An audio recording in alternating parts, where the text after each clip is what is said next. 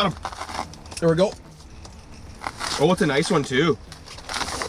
Oh, it's a big one. Oh my God. Whoa. Oh my God. Look at this thing. Oh Lordy. We've been working our butts off out here to get these fish. I cannot believe how finicky they have been. But once you finally dial in what they're actually going for, you're gonna have a good day. But these big ones, they are something else to catch, I tell you what. We've been out here probably 3 or 4 times and we've got nothing. It's insane. Look at this fish. Oh man. What a beauty. So that guy literally deep throated this thing.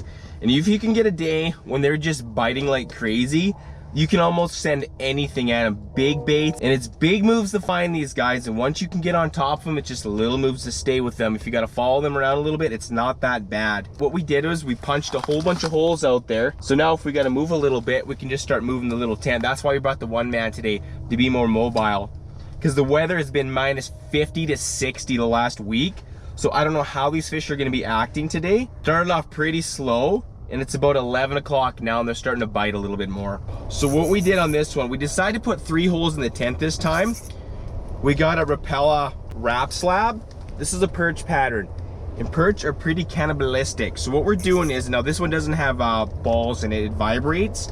So we're calling in with this one, and then if they don't like this one, they're gonna be hitting the little 5 mil. We just got a 5 mil tungsten, the blue and yellow one. And we're just tipping it with mealworms right now. You can use minnows, they do like them as well. But lately at this area, I've had way better luck with mealworms than minnows. So we're gonna keep ripping this guy right beside the tungsten, call them in and see which one they like. Now, there is a lot of lookers today. I mean, there's not much you can do about it some days. But you can always try a little bit of follow the leader, see if they're gonna go up, follow it back down. Pound in the dirt a little bit. These guys, lots of the little ones, are really finicky today. I don't know if it's the temperature it's been lately, like minus 50, but you gotta be really subtle with your movements right now. And a lot of people don't know, with like vibrator hard baits or anything of that matter, glide baits, you don't always have to run baits on them, because the idea is to attract them over with the noise. So if you put something on the trebles, it kind of messes up the vibration it'll make in the water. So you don't always want to do that, especially if they're really super hungry. What's going to happen is you can leave them actually higher in the water column, and you can start ripping it up higher. And if they're going to start following it up, they're going to be the chances are they're probably going to start biting, or they're in the eating mood, right? And if they're going to come off the bottom and hit it, lots of times they're not even a second guess or anything. They're just going to go right for the hook and nail it. But finicky perch are hard to catch. People don't realize how hard they are. Bigger ones I've always been by themselves. You're not really going to see the big guys with the schools. It's going to be little ones like this.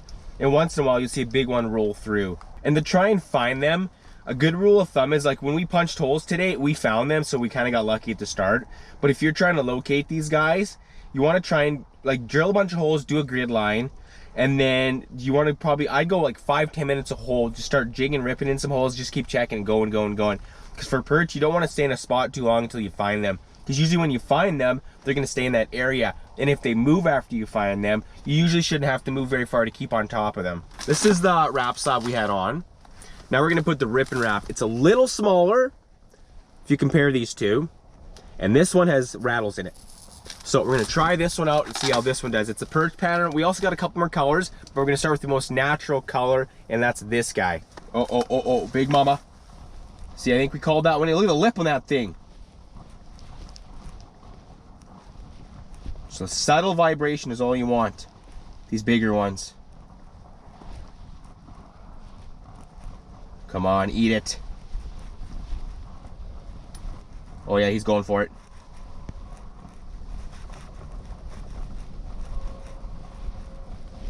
Come on.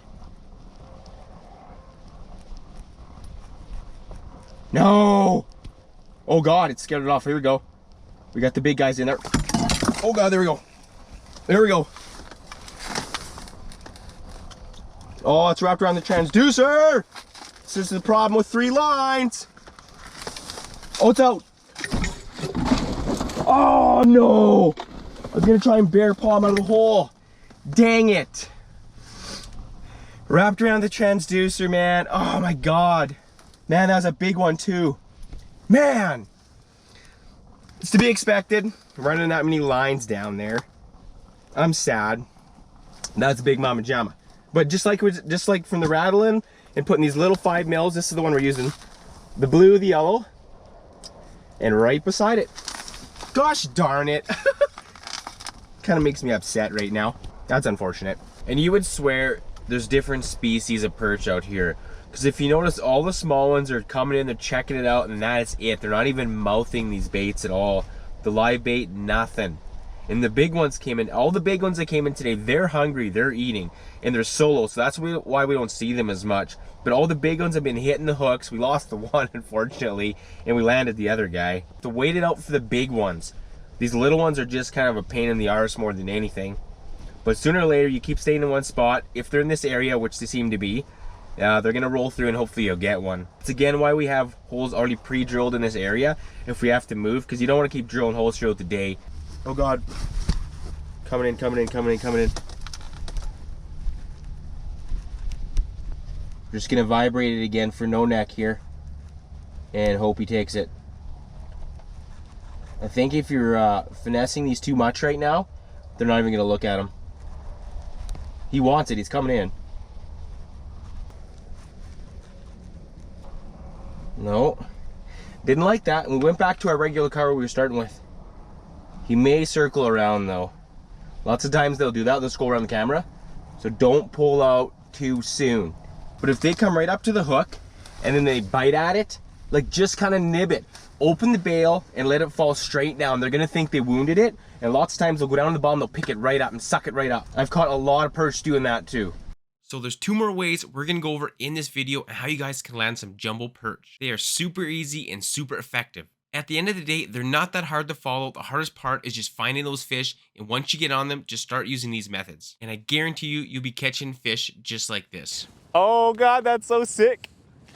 One thing in the past that has always worked great for us is just running flies. It's the most natural thing to the fish. These are little shrimp. Now, whether you tip it or not, it's up to you. We do it both ways. We like to do standard colors, greens, pinks, anything like that.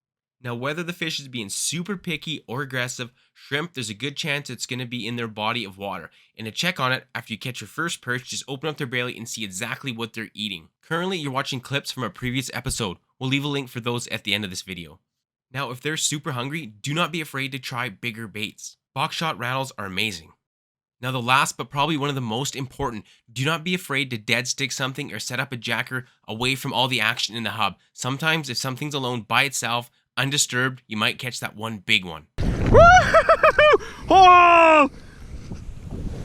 What a nice one! No way! Oh, what a beauty!